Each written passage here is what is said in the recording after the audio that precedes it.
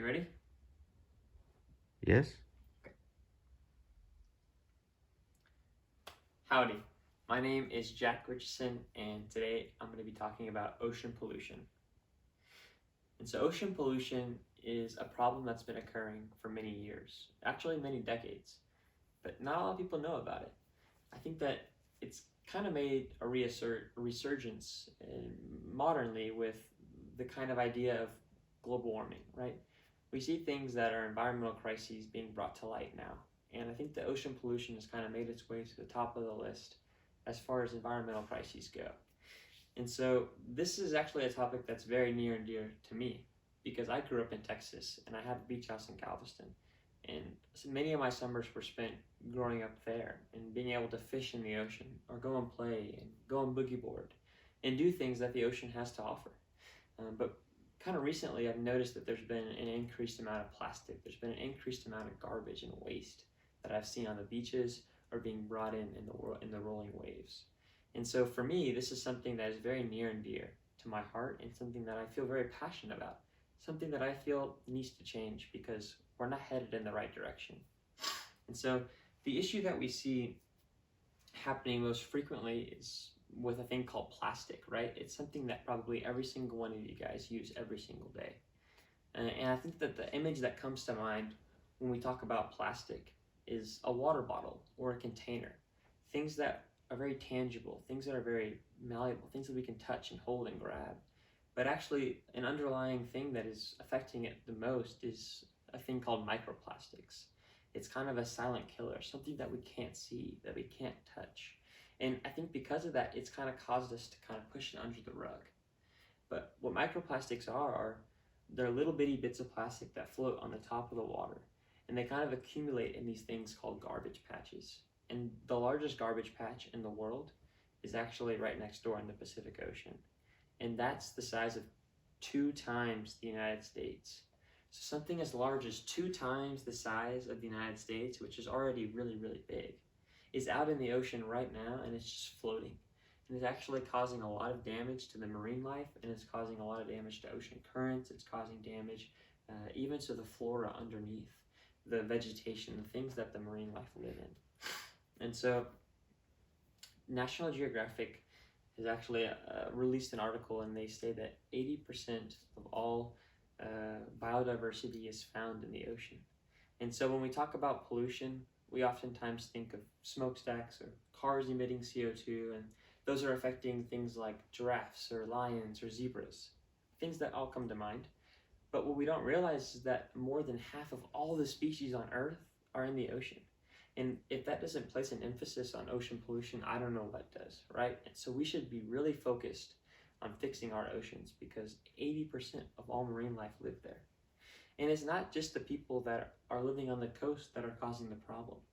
It's every single one of us. It's you and me. People that live hundreds or even thousands of miles away can still affect what's happening on the coast. Things like fertilizer that we may put out in our yard contain high levels of nitrogen and phosphorus. Those are the kind of things that when rain comes can be brought into the rivers. And then those rivers all lead to the ocean. And so when we think about things that we're doing, we don't oftentimes have the ocean in the forefront of our mind. Naturally, of course. But whenever those nitrogen and phosphorus materials get to the ocean, they can be food for things like algal blooms. And what algal blooms are very harmful and toxic to marine life, very harmful and toxic to us. And so simple things like that are actually causing much more damage than we ever realized. And it's happening on a much larger scale. And so what we're going to talk about now is the dangers of what ocean pollution causes. And so we already kind of talked about 80% of all biodiversity being found in the ocean. And if we think about marine wildlife, then there's a lot of species there, right? And they're all in danger of really going extinct because if they can't get food at the very bottom trophic level, all that's going to do is cause a domino effect.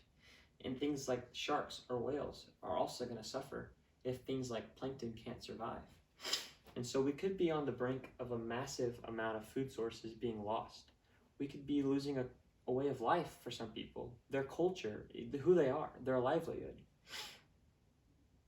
And so things like this that once may have provided food, once may have just been kind of a cultural trophy that someone may have looked at and said, wow, that's such a beautiful image, is now something that's being turned into waste. And so what we see here is a bird that was probably looking for food and probably saw a bottle cap and thought, maybe that provides some nutritional value. But what it ended up doing was actually killing it. And what we see is that he didn't do that for just the bottle cap. He did that for a wide variety of plastics. And we can't even see the amount of microplastics that he may have ingested from eating fish or clams or something like that. And we see here a fishing net that was probably tossed overboard because it didn't work. And instead of throwing it away in a proper receptacle, it ended up entangling a sea turtle and allowing it not to be able to swim, not being able to swim with its friends or find food or support its family. And yet again, we see a sea lion. And it was probably just out enjoying a nice day, maybe looking for food, hanging out with friends. But because of the things that we did, it's now affecting its life. And it didn't ask for that either. Just like we don't ask for things to be coming into our lives and ruining it, it probably didn't ask for that either. But because of the way that we're living, it's actually affecting more than just us, more than just you. And so you may be asking yourself, that's a pretty big crisis. That's a pretty big problem that we have to fix. And I don't really feel like it's my fault, but what can I do to help? Well, good that you asked. Unfortunately, though, to be quite frank, there really is no solution to fix this. We can really only prevent further damage. And you may be asking, well, how can I prevent this? What can I do to help? Well, Jacques Cousteau, who was a famous marine biologist and conservationist, once said, pollution of the air or of the land all ultimately ends up in the sea. And that's pretty substantial, right? Things that you don't really think about, such as driving your car or drinking from a water bottle, those can all affect things on air or on land, in the air, or in the sea.